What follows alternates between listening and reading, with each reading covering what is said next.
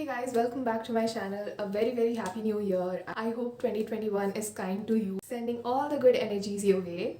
Now for today's video, I'm going to do this colorful eye look. I'll be telling you guys how to work with colors, the tips and tricks and techniques I've been learning from here and there. So without any further ado, let's get started. Tip number one is always go on with a base. Choose a concealer which is a few shades lighter than your skin tone. This will help you to cancel out any discoloration you have on your lid and provide you with an even base to work with. Concealer's textures matter a lot. Choose a mattifying concealer like this. These are from Maybelline. Choose a mattifying concealer so it dries down matte and it's easy to work with. Next up is using an eye primer. Using an eye primer will help your eye makeup to not crease and keep the skin's natural oils at bay. So there is a little difference between an eye primer and an eye base.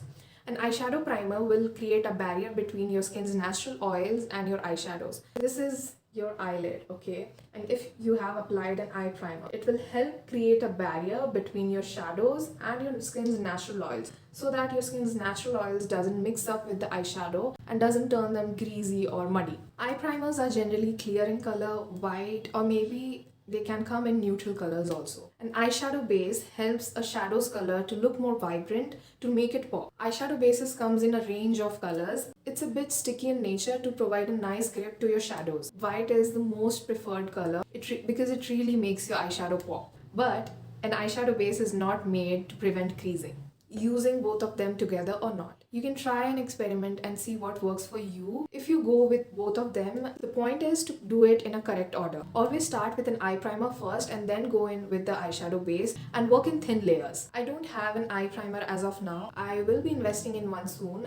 There are so many great drugstore primers, NYX, Wet n Wild, Makeup Revolution, and the list goes on. I also have my eyes on Makeup Revolution Cut Crease Canvas. I've seen the reviews, I have seen beauty creators use it, and it's bomb.com. So for now, I'll be using the concealers. So let's just dive into the process. So right now I'll be using Maybelline Fit Me concealers. I mix these two shades because this one in the number 15, which is fair, is too light for me and has a pink undertone. So I'm first going in with this shade called Honey. To blend this concealer, I'm going to use a blending brush like this. You can use any blending brush you have and just pack it. So blending brushes helps to blend out evenly, okay? And I'm not dragging, I'm not doing sweeping motions or anything. I'm just first packing it. So it just creates an even base to work with.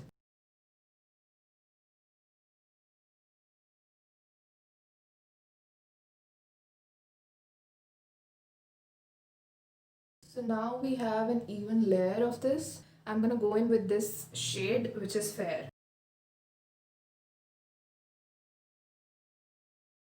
As you can see, I'm going in layers, and that's the key, right?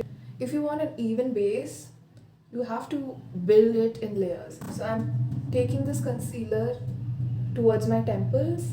I'm not going all the way up. It's just I'm taking this where my eyebrows ends and just a little bit away from there.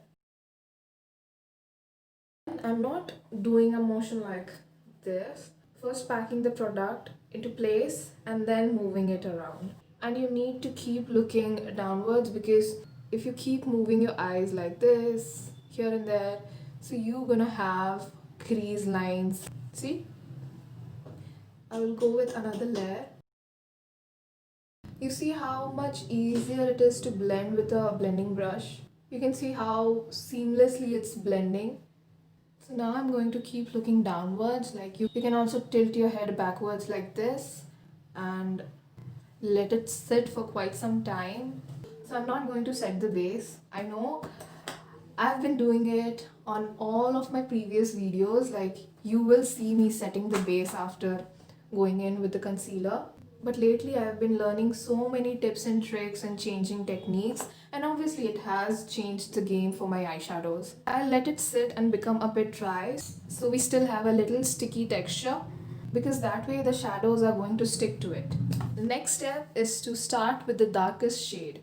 I'll be using this palette by Revolution. It's the Reloaded Marvelous Mattes. I'll be using these shades and a little bit of this shade over here. So the key is to start with the darkest shade. I'll be going in with this shade first because this red is darkest of them all. I'll be taking this a little fluffy shader brush to pack the shade on my lid. This brush is a little fluffy, but it's more on a controlled side. I generally use this brush to pack darkest shadows because it doesn't move the shadows and place it where I need it to be. Brushes are subjective. You may prefer a smaller version of this if you have a smaller lid space. I'm still figuring out different uses of brushes and experimenting to know what works best. Now on to the blending part. I will again go in with the same blending brush I used to make sure there is no creases. Make sure there is no creases over here because then it will just show off through the shadows. So I'm taking this red, tap off the excess, and I will place it. Wait, I need a tape. So I'm back at it and I will start placing that red shadow onto my lid. I'll start applying it from the inner part first. So the key here is to pack the shade. Don't blend it, don't do swiping motions. Just pack it. And I'm just following the natural crease line of my eye. Like this is, as you can see, this is the natural crease line and I'm placing it a little above it. So when I open my eyes, the color is still visible. Because I have slightly hooded eyes, so I try to place darker shades a little above the actual crease line. So I'm not going in with a round eye look. I will go in with a winged look like this. So that's why I have put a tape. Maybe I will do a round eye look in my next video. I will keep packing the shades until I'm happy with the overall pigmentation. Now, how you hold your brush also matters. I always like to hold my brush like this so that I have all control over it, and with this tiny little finger I place it over here as a support and work like this.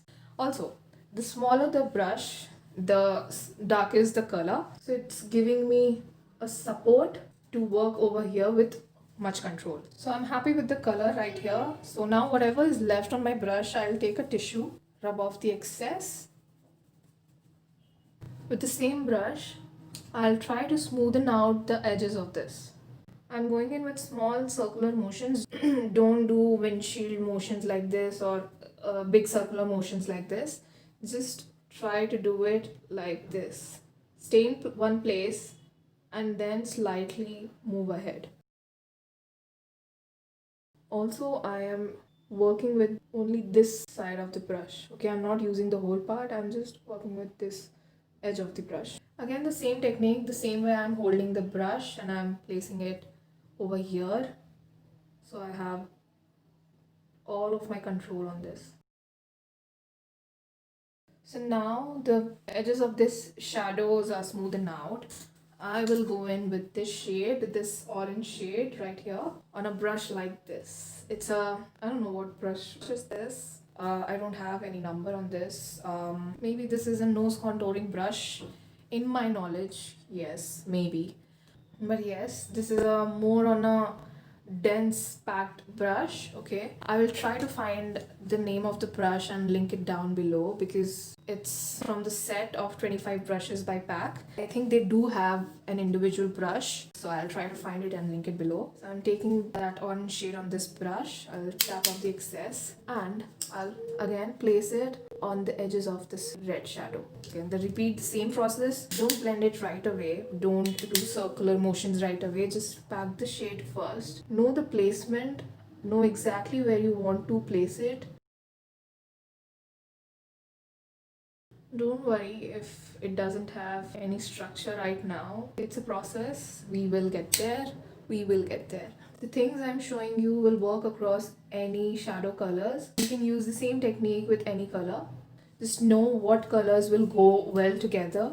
So now that I have placed the orange, I'm going to blend it using a bullet pencil brush like this. I got this from Amazon. It was a set of 10 brushes, I guess. And I got this 3 years ago and I didn't know how to use it. But now that I'm experimenting with every single brush of mine, I'm able to know how to work with. So now I'm taking that orange shade onto this brush, tap off the excess, and I will go in circular motions. Take your time diffusing the edges because diffusing the edges will only give you the nice gradient effect.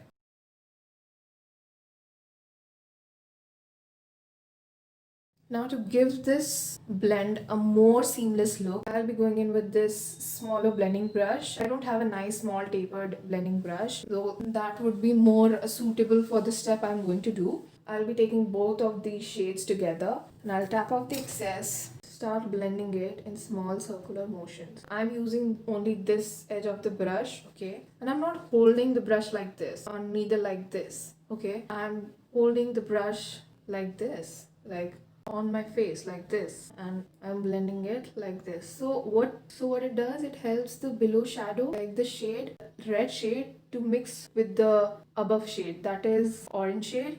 I don't know if it's making sense or not, but it just helps to create a seamless look. Like if I'll be doing this motion now, it won't come off nicely. Like you will have harsh lines and everything, and you don't want that. So hold your brush like this, okay, and do small circular motions so the below shadows will help to blend the above shadow nicely. It'll just mix together very well.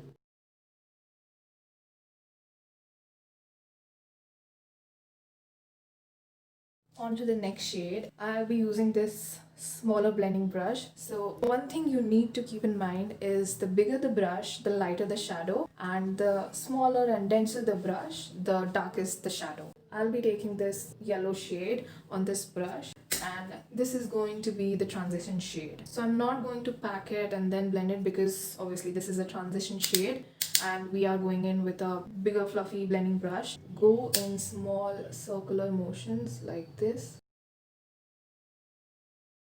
So now I'm not holding the brush like this because it will control the movement of the brush. I'm holding my brush like this, so it's free to move, and obviously we are working with a light shade. You want the shades to look more seamless and give a gradient look. So I will be going in with all the shades again later.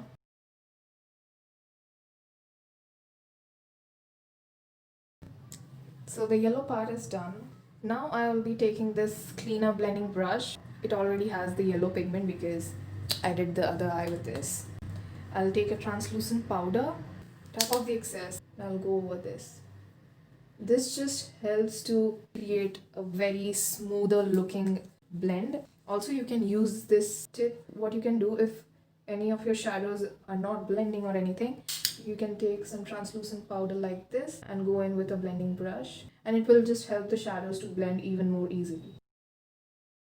So now I'll be deepening up the red and deepening up all the shadows again. So for the red, I'm going to deepen up using this black shade right here. So what I'll do is I'll take red nicely and take black a little, tap off the excess and pack it all over. As you can see, this just slightly made the red a bit darker, but I will not go ahead and blend it using this brush. Now I'll take this smaller blending brush which we use to blend the orange and reds together. I'll repeat the same process but differently. I will take the red first, tap off the excess and blend the edges of the red. Then I'm going in with this orange shade, tap off the excess and blend above that red. So this step is basically you are deepening up all the shades we used earlier because it somehow faded away a little because we were blending and doing all the gradient effect. So it takes away a little pigment from your shadows.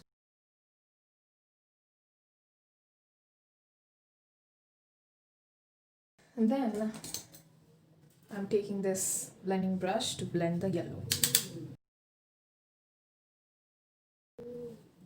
To finish off this blend, I will go in with the translucent powder on a clean blending brush and go on top of this. So for my lower lash line, I'm going to mix red and black together and smoke it out. So that's it. I will quickly put on some lashes and do my base off camera, and I'll be right back. So this is my finished look. I hope you guys enjoyed this. I just put on some lashes, and before that I applied a coat of mascara. I will link all the products details in the description box below. I hope this video was helpful for you and you learned something from this. I will always try to make these kind of videos on my updated techniques, tips and tricks and everything that I will learn ahead. So yeah, I hope you guys enjoyed this. Also comment down below what's your favorite color combination and I will try to do an eye look on that. Please take care. I hope you have an amazing day. Bye.